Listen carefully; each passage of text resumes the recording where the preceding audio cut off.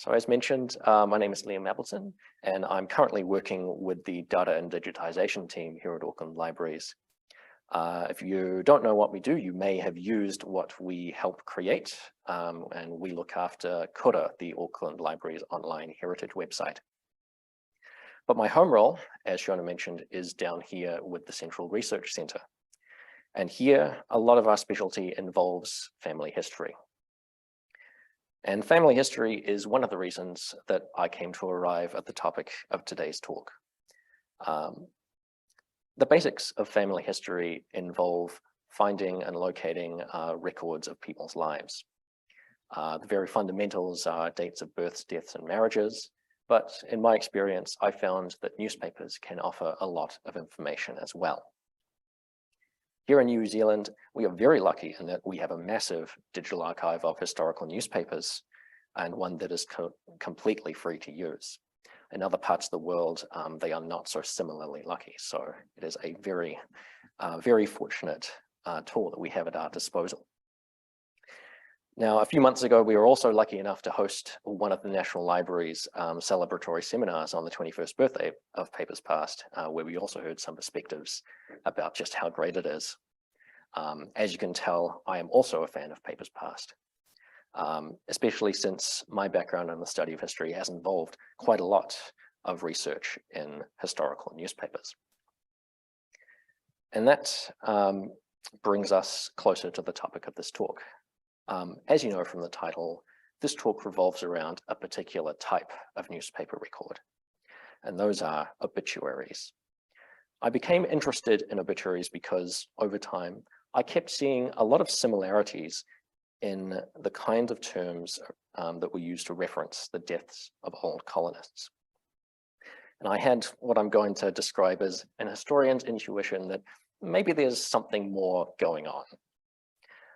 To provide some perspective on what that might be, I'm going to borrow a few words from an historian who's done a lot more than I have in the area of obituaries.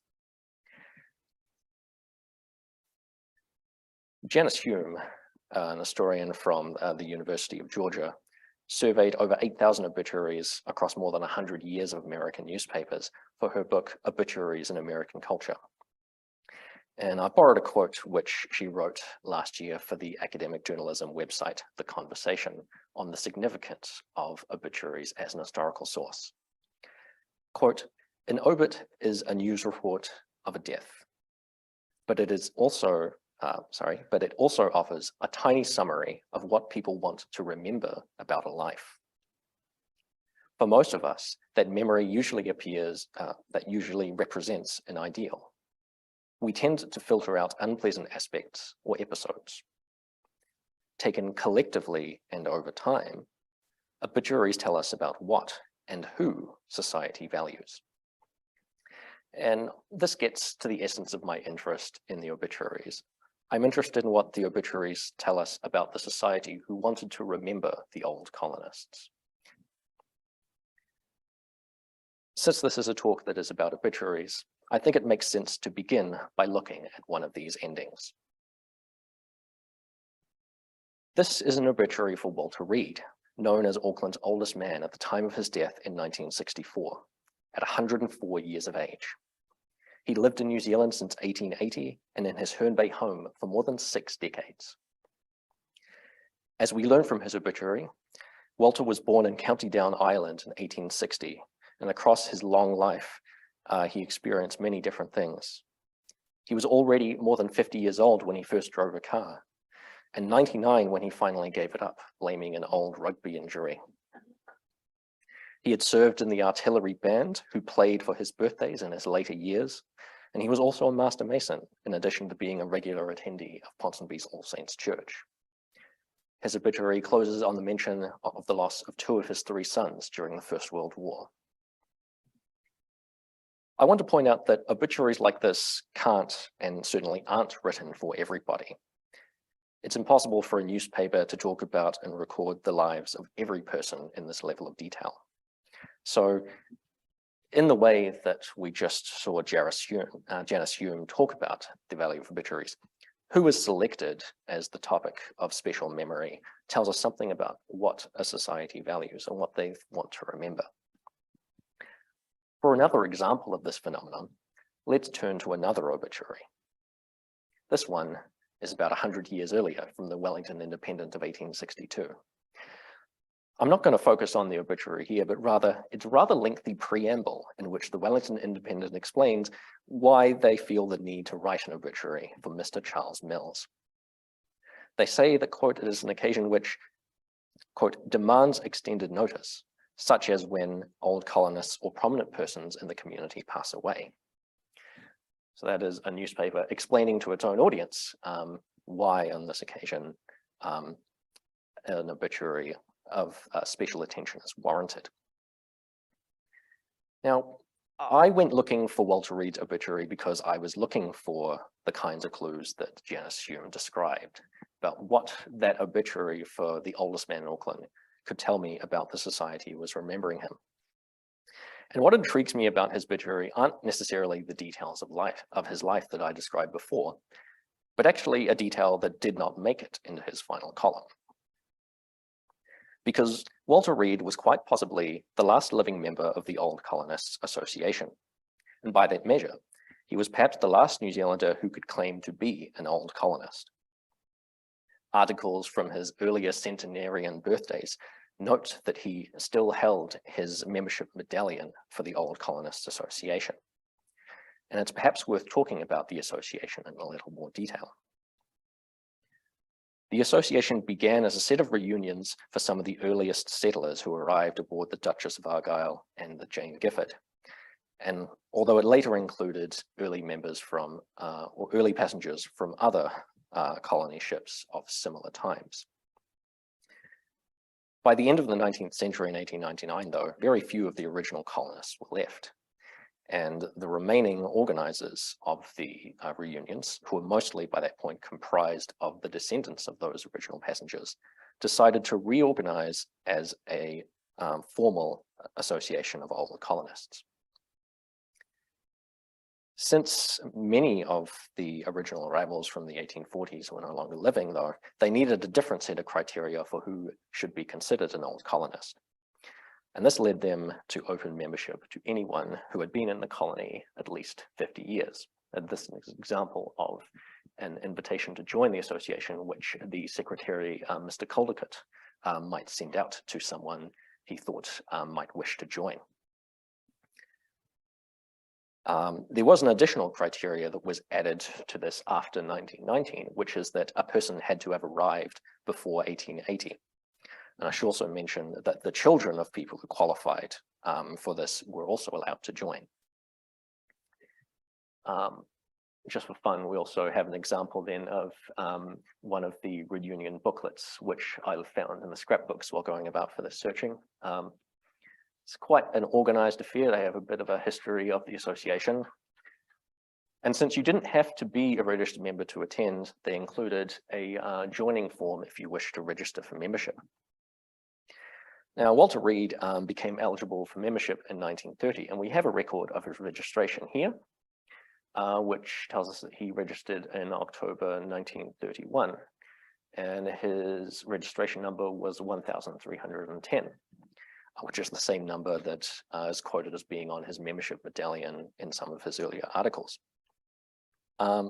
So by one of the only official or semi-official measures of who was an old colonist, it's quite possible that Walter Reed really was the last old colonist. So why is it interesting then that his obituary didn't include this detail?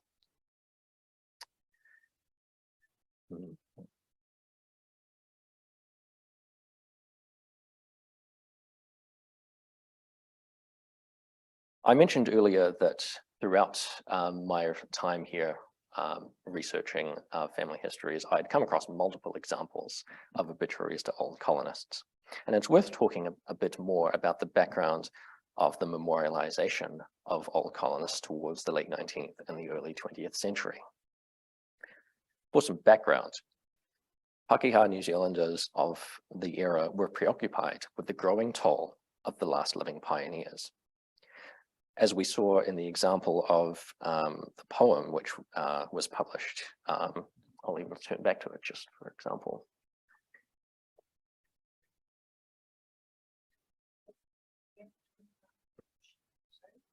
We've lost me. Okay. Possible. Sorry, I just wrongly angled my throat. Poems like this were an example of the tone of some of the memorials directed towards the old colonists. I think the somewhat superlative tones of Mr. Cobbledick's poem are maybe a bit melodramatic. Throughout the 1890s and into the early 20th century, there was a wave of memorial energy directed towards the old colonists. Sorry, I'm just flicking back forward to where I was. I should have had that later on. A wave of memorial energy directed towards the colonists, which took the form of print in newspapers and in literature. I've read from Jacques Phillips that pioneer memoirs were one of the most popular forms of literature of the day, to the extent that people complained that they were just a little bit too full of tropes and they're all kind of samey. There are also public ceremonies and the founding of various historical societies. For instance, the Old Colonists Association, I think, can be counted as amongst this wave. The Old Colonists were granted a place of prestige as foundational figures of a society. But this new society was several decades removed from the direct experience of the harsh conditions that characterized the early settlement. So a paradox existed where the elderly living remnants of early colonization still lived, and a succeeding generation of colonists wished to draw upon their character in order to find a sense of identity or a particular New Zealand character which could ground their society. And there was also the issue that the experience of early settlement could not be repeated.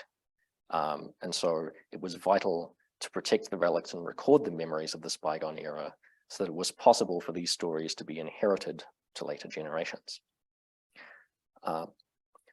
I come by some of this history by way of Fiona Hamilton's essay, Pioneering History, which she wrote well back in 2002.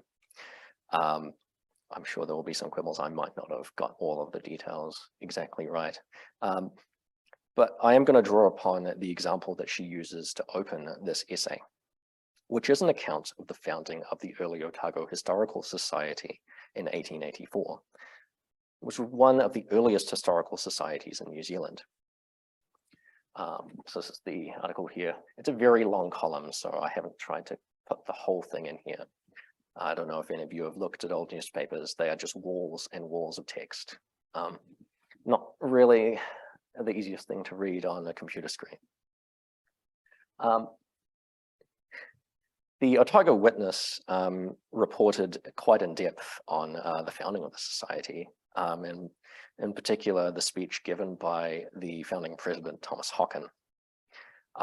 And I was quite interested in some of the language that Hocken uses to express why he thinks an Otago Historical Society is needed.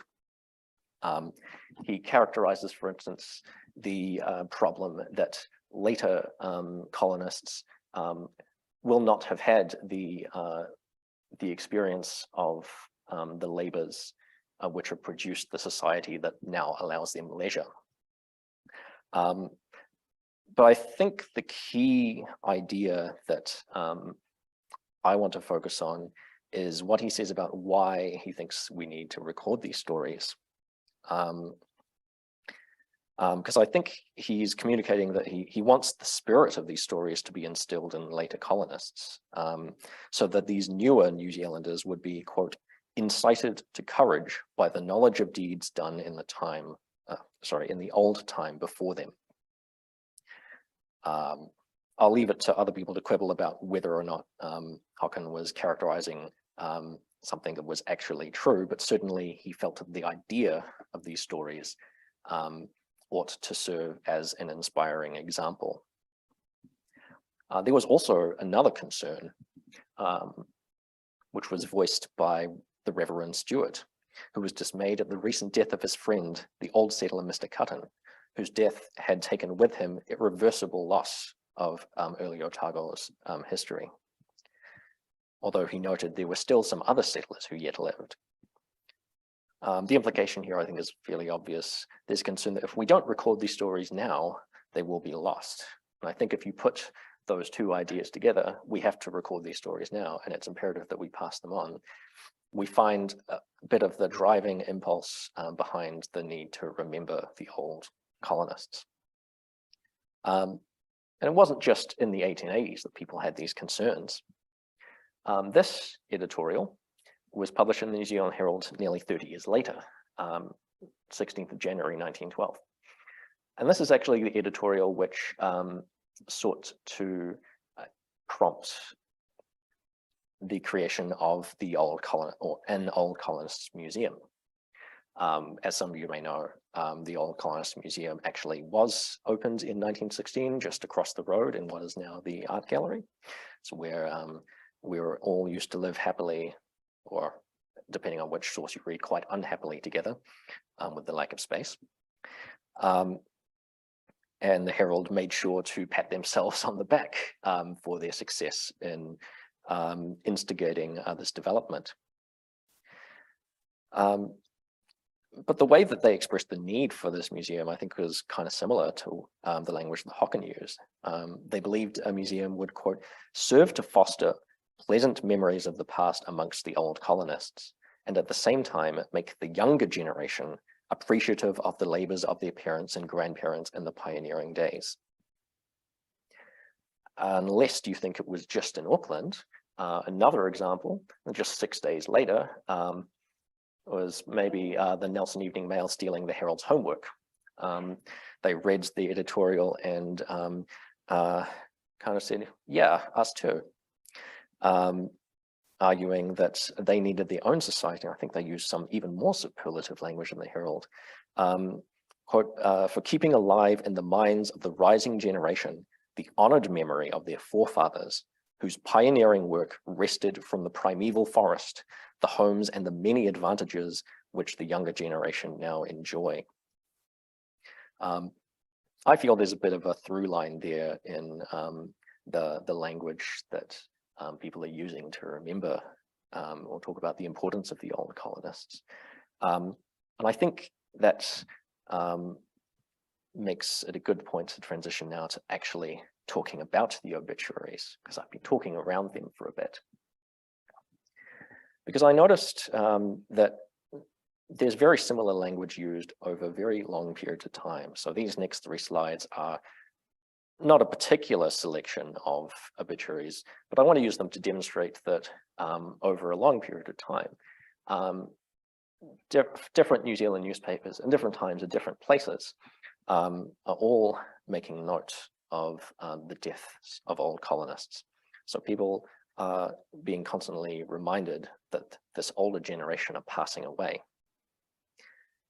And thinking back to Janice Hume's description, it indicates that these were events that they considered to be important. It was important to know who these people were and to include them in part of the memory. So the earliest one I have in this selection is from the Nelson Evening Mail in 1889. You can see it's basically the language. It hasn't changed too much even into the 1920s. And in the early 1940s, people are still mentioning or describing the deaths of old colonists. And it's a word or a term that never needs to be explained. I think in aggregate, what these obituaries show is that there was a common understanding across different times and places of who an old colonist was. So my focus here is not perhaps the particulars of these obituaries, but the frequency with which they're used. Another way of looking at it is to look at the times where these obituaries most often appeared and track that against other developments in memorializations. So I'm not going to pretend that this is a scientific way of approaching it, but I have on the left there a table of results for a search I've done in Papers Past. So this is a fuzzy search. It looks for articles containing the words old, colonist or colonists, and death or deaths, where those words appear within 40 words of each other. And if you look at the results on the table, you can clearly see that the vast majority of obituaries, or what are likely to be obituaries to old colonists, were published from the 1890s through to the end of the 1910s. And by the time you get to the 1940s, very few examples can be found. I haven't gone beyond the 1940s because, unfortunately, Papers Past coverage at this stage in its life is not complete enough for those numbers to really represent too much. But I think those numbers indicate the timing of this wave of memorialization. It's not clear to me whether that reflects when most of the people who had arrived in the early to mid 1800s were actually passing away. But this is certainly the era where people were being constantly reminded these people were passing away. These obituaries were often syndicated amongst different newspapers. So you might be reading about the recent passing of old colonists from various districts and provinces as part of your daily news. Now, on the right, I've put in some dates for the beginning and the ending of some of the old colonist memorial initiatives. So I mentioned the early Otago Historical Society, one of the earliest ones in 1884. The formation of, the formation of the Old Colonists Association, the proposal and creation of the Old Colonists Museum, but also when the association and the museum finally end. So towards the end of the 1940s, the association holds its last meeting. And in 1952, or I think about 1952, I'll cover that shortly in a moment, the association is formally dissolved. And then by the late 1950s, the Old Colonist Museum is closed once and for all. Those collections now live between us here at the library, the art gallery across the road, and up at the Auckland Museum. I understand as well that the exhibits that the museum once held to house some of those objects has not been on display for a very long time. I think what an aggregate all of this suggests is the beginning, but also the ending of this movement to focus national memory on the figure of the old colonists. Which in a roundabout way takes us back to where I opened this talk, which, if you recall, was with an ending. So why is it interesting that Walter Reed's obituary doesn't mention he is an old colonist? Well, by the time the man who was arguably the last old colonist died, people were in large part no longer focusing much attention on the old colonists. If you were looking at these kind of developments, you might have thought that perhaps the death of the last old colonist would come with a wave of memorialization, sort of a grand moment that announced the ending of this section of New Zealand history. But it didn't. And that's what surprised me.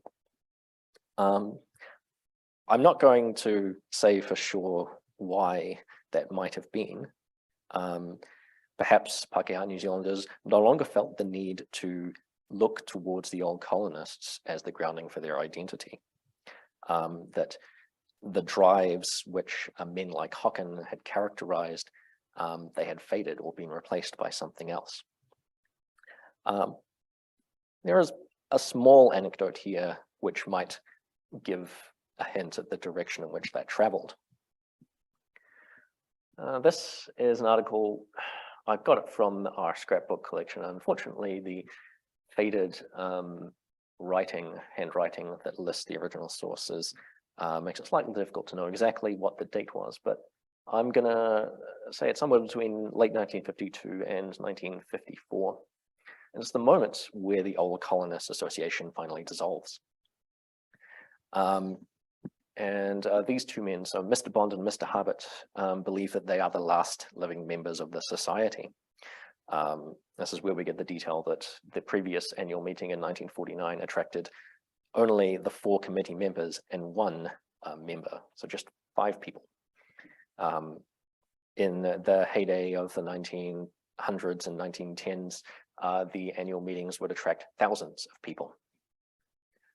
I think that also gives some indication of how people related to the Old Colonists, because remember, you were eligible for Old Colonists Association membership if you were a descendant of someone who qualified as an Old Colonist.